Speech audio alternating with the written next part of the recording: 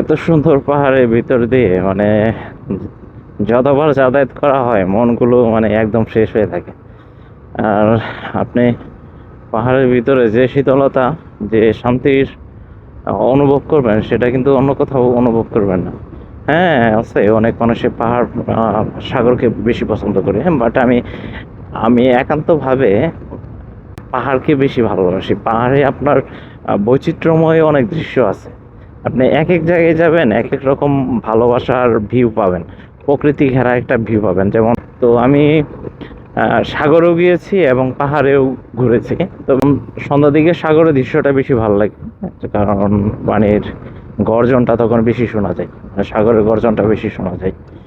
But আমি personally আমি সব থেকে নিজেকে প্রশান্তি অনুভব করি, মানে নিজের ভিতর প্রশান্তি অনুভব করি এই পাহাড়ের ভিতর। পাহাড়ের যে স্নিগ্ধতা, পাহাড়ের যে শান্ত আবহাওয়া বা কোলাহলমুক্ত একটা শান্ত পরিবেশ এবং ঠান্ডা যে আবহাওয়া, এটা আমার কাছে খুব বেশি ভালো লাগে।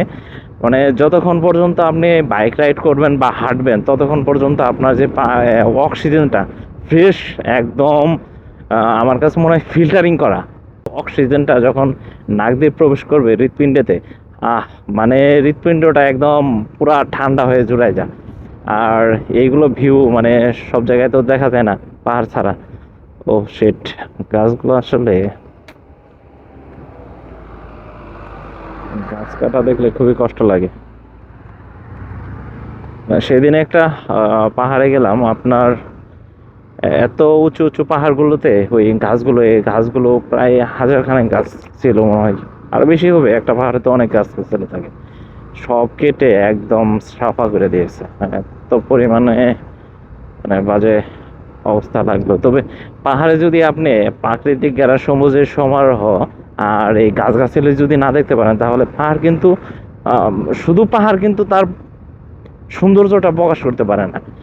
আর ঘাস এবং পাহাড় দুইটা কিন্তু একে অপরের পরিপূরক, সেজন্য একজন যদি বিলীন হয়ে যায় তাহলে আরেকজনের অস্তিত্ব থাকে না। সেজন্য পাহাড়ে আপনি যতই ঘোরাঘুরি করেন, পাহাড়ে যদি ঘাস না থাকে তাহলে প্রকৃতির সেই মূল যে সৌন্দর্যটা সেটা পাওয়া যায় না এবং নিজের ভিতর প্রশান্তিটাও আসে না।